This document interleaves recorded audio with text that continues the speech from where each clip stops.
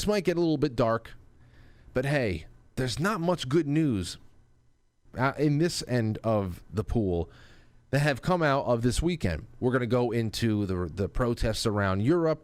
We're going to go into booing these rhino Republican types, these fake conservatives out of off the stage in Arizona. That was wonderful. Or from Arizona. That was wonderful to see. The beating heart of the world is alive and well. There's a lot of sass. There's a lot of willingness to fight and to pick and choose very productive fights to that end. But there's more that you should all remember here.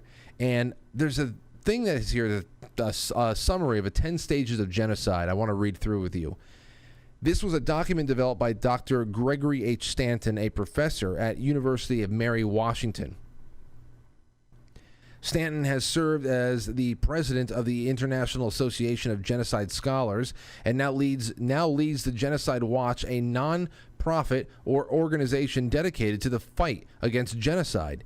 Now, I found a article on this. I've had these 10 set aside in my just materials that I can dip into whenever for a long time, but I wanted to go out and read a little bit more about how this was put together. I found it on a blog from this thing called reasonandmeaning.com that is written by a Trump-obsessed, hopeless lefty. He dug this thing up, these 10 stages, put them into a blog post, and pretty much tried to show how all of this stuff is increasing in the age of Trump.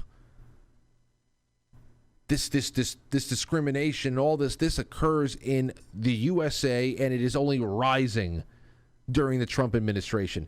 So this is another telltale sign of the wasted intelligence on the ideological left.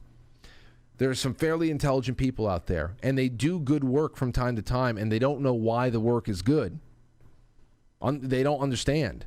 They will take something and they will actually be pretty articulate about a certain subject, and then they will apply it wrongly to how everything is playing out in reality, because they're so myopic in their view of the world and what side of history they're on, they can never see themselves as the baddies.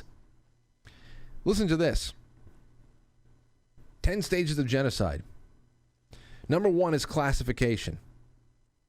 People are divided into us versus them, vaccinated versus unvaccinated. Symbolization. People are forced to identify themselves. We've got a lot about passes. We've got a lot about vaccine cards. We've got a lot about this stuff, identifying yourself, where you should be based on who you are, based on whatever metric is the identifying, the big thing of the day. Then number 3 is discrimination. People begin to face systematic discrimination. It is happening across the board, everywhere. Schools, in doctors' offices itself, any establishment out there that has taken the blue pill and is taking all of the orders from the top down, whether it be a deli, whether it be, I don't know, sports stadiums, movie theaters, anywhere. We know that that's been happening. Socially and medically segregating and discriminating against people. It is becoming mainstream and normalized. Number 4 is dehumanization. People are then equated with animals, vermin, or diseases. Quite literally, diseases, walking biological weapons. Quite literally in that respect. Number 5 is organization. The government creates special groups, that's police and military, to enforce policies. We know that they're going door to door, though they say it's not going to be government agents. It will soon. And there's other things that have been happening as well. Now, number 6, I believe that this is where we are right now and we are completing right now. That is polarization. The government broadcasts propaganda to turn the populace against the group. That's where we are right now.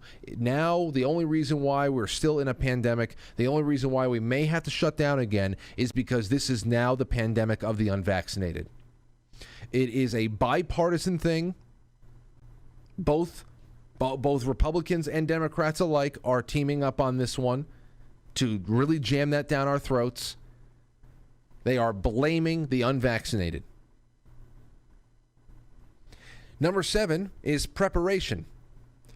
Official action is taken to remove and relocate people. That begins. Number 8 is persecution. That's the beginning of murders, theft of property, and trial massacres.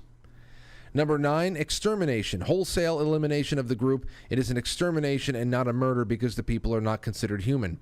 And then number 10, of course, is denial. The government denies that it had committed any crime. We've done a lot of that over the years. So I know that it gets really dark there at the end, but we have walked the first 6 steps with great precision. We have not deviated from it at all. And now, politely, we're going to get knocks on the door. And then once the polite knocks on the door don't do anything, then what? Then what? Then what? Well, we're going to jump into